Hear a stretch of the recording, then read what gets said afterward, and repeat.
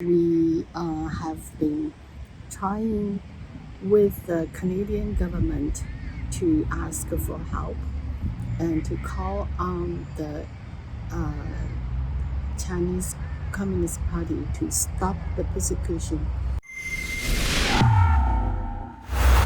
Literally thousands of Canadians have recently taken to the streets in protest for the horrific killing of George Floyd in another country. It seems noble enough, but it does have me wondering to myself, what about the Falun Gong?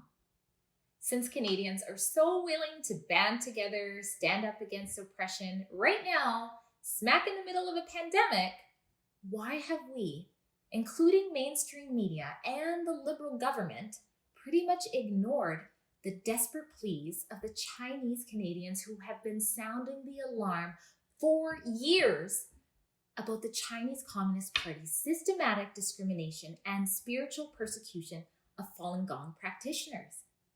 Could this have anything to do with the fact that our fearless leader, Justin Trudeau, actually admires China for its basic dictatorship? You guys remember this, right? There's a level of admiration I actually have for China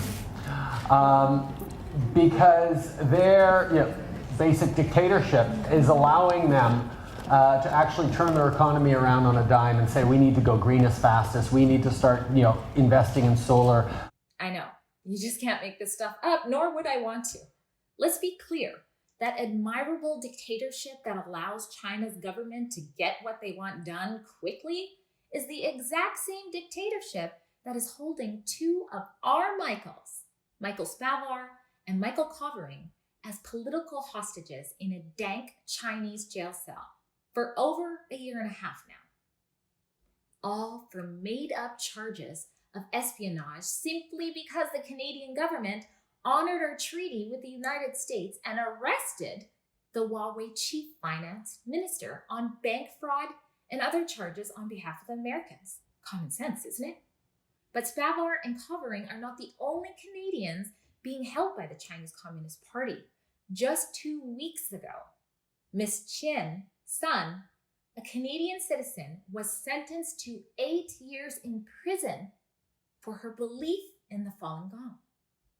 The National Post reported that Chin's lawyer said that the sentence is a harsh punishment likely tied to the Huawei extradition case.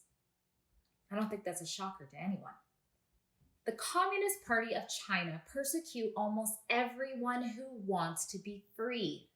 Just ask the people of Hong Kong if you don't believe me. Donald Trump don't trust China. China is asshole. The Falun Gong is a peaceful spiritual movement. It's largely made up of ethnic Chinese people, not harming anyone. But they are being brutally persecuted every day by the Chinese Communist government. They are but one of the many religious minorities that are subject to this re-education and systematic discrimination at the hands of the May West in Beijing, including Christians and Muslim waggers who also face persecution there. I was on another story, but I knew that this is the type of story that Rebel needs to tell and that you guys need to hear. That's why I stepped up and put together an interview with Sue. Sue was one of the main organizers of the protest, and she has a story that mainstream media doesn't want you to know and doesn't want you to share, so make sure you do so. And it's about the horrors that are happening right now to Falun Gong practitioners in China.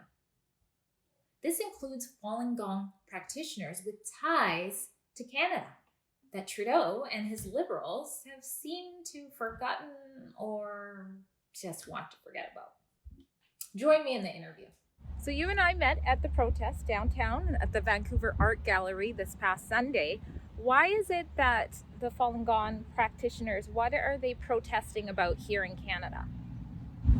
Well, first of all, we condemn the fact that Falun Gong has been persecuted brutally in China since 1999. So it's been 21 years. Wow, 20 years. Yes, and we have been protest and this atrocity committed by the Chinese Communist Party for the past 21 years. And we have been trying with the Canadian government to ask for help and to call on the Chinese Communist Party to stop the persecution. So a few years ago, Justin Trudeau, our Prime Minister, he said that he actually admires China for its simple dictatorship. And some of the stuff you're saying, what is your take on our Canadian Prime Minister saying something like that? Well, in general, I don't think any dictatorship should be admired, especially those dictators doing all the crimes against humanity. Wow, Sue, a lot of food for thought. Now, if Justin Trudeau was watching this video, if he's watching, what message do you have for our Prime Minister and all of the other Canadians about what you have been trying to raise awareness about for the last 20 years? Yes, I really would like to ask Prime Minister Trudeau and the Canadian government and all the Canadians try to learn what is Falun Gong and why the Chinese Communist Party is persecuting Falun Gong, how they persecute Falun Gong. And this atrocity is the tragedy of this century. Sue's story is one of decades-long systematic discrimination that the Trudeau Liberals don't seem to care about. This is exceptionally strange since the Liberals keep calling Canadians intolerant and racist, all while putting their heads in the sand about the evils of China's government. Ezra Levant's book, it's right. The actual China virus putting Canadians and the free world at risk is Trudeau's love for the evil, basic dictatorship of China. For Rebel News, I'm Drea Humphrey. To get the full story of Justin Trudeau's damaging love affair with China and read this fact-filled book that Amazon has banned, go figure, please go to chinavirusbook.com to find the other side of the story, like thousands of Canadians have already started doing.